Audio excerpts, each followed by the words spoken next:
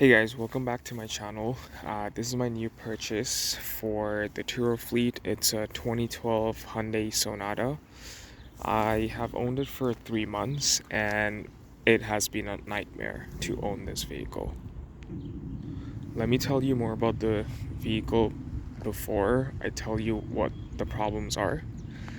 So this is a 2.4 liter. It does have I think almost all the features that this year Hyundai came with.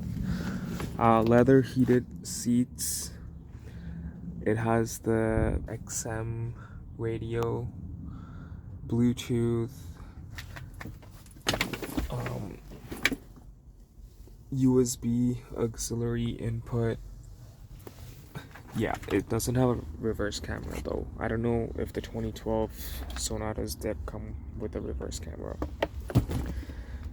Um, it's a large sedan, lots of leg space.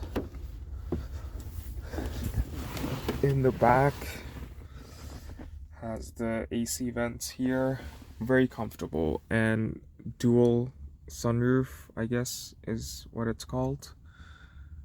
One at the front, one at the back. Yeah, so the reason why I got this car is because I thought I got a really good deal. I paid 5,700 out the door, which is including taxes. Yeah, and the market price for these were, I think, around 6.9. And I did know that these cars usually have a lot of problems, especially the 2011 year. Yeah, the 2012 can also have a lot of engine problems.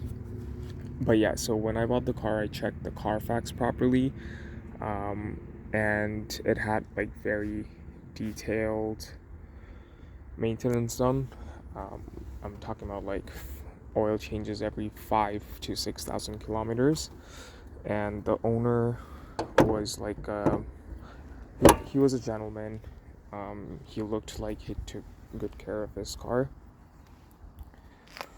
So for as long as the car was available on Turo, it did have pretty good demand and no complaints from the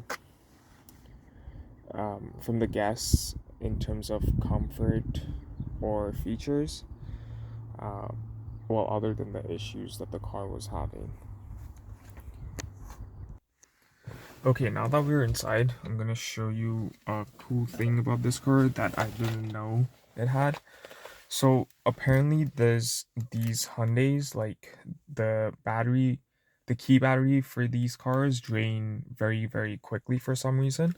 But there's a cool way to charge them. Like if when you're driving the car, there's a key hole here. I don't know if you can look at it. So you would just plug it in there, and then if you're driving your car around, it should charge the key battery.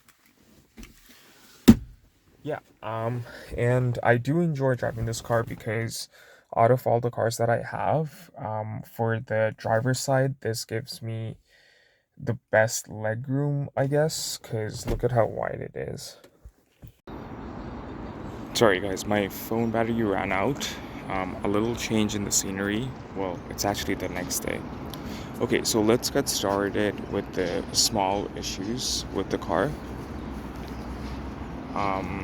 So first thing is the paint quality.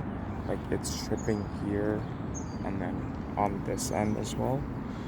You would think that when I pop the boot open, it's gonna make it's gonna grind, and then that's why the paint is chipping off. But as you can see, that's not the case. Another little issue with this generation car is that the brake lights don't work. Well, it works on two of them, but not on this one.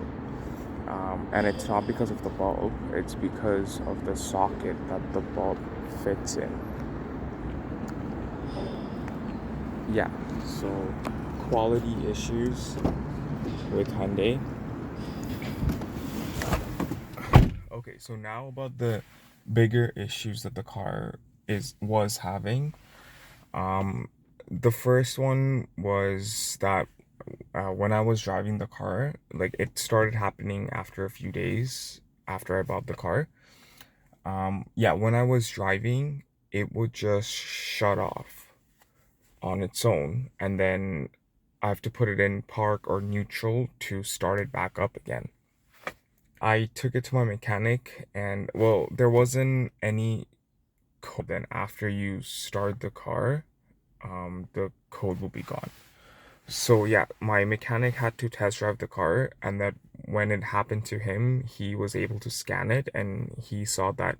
I think what he said was it was the camshaft sensors um, that wasn't working. So yeah, after that was replaced, it never happened again.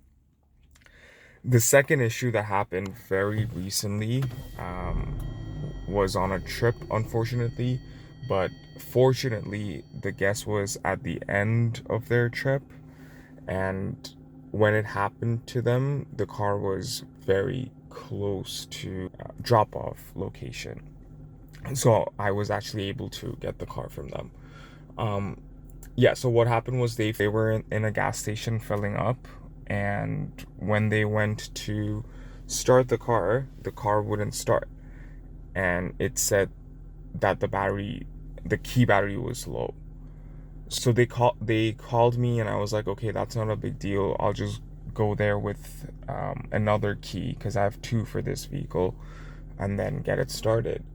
But when I went there, it wasn't starting with the other key as well, and I had to get the car towed to my mechanic. And after diagnostics, he said that the flywheel that's connected to the starter and the engine broke. Yeah, so I thought it would need like an engine replacement. So I called the Hyundai dealership where this was being serviced by the previous owner.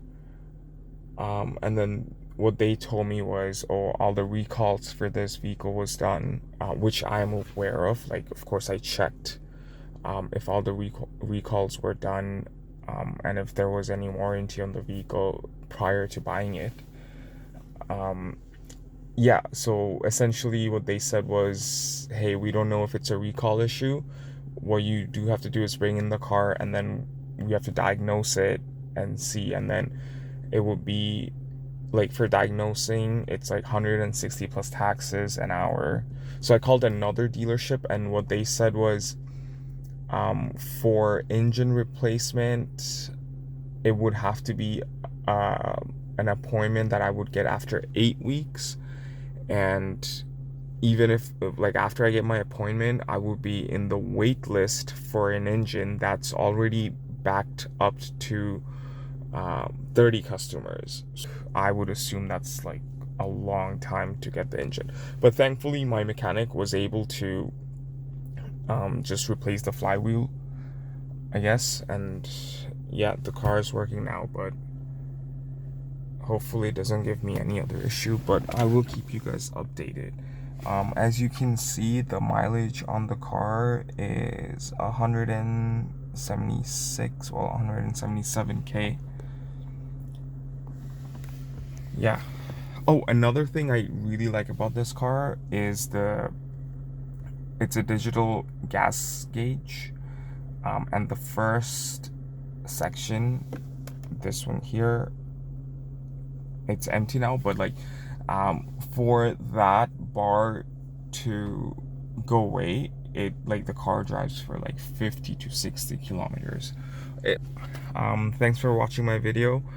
I think the next video that I'll be posting is a 1 year update on my 3 Series, and that car too has been problematic for me.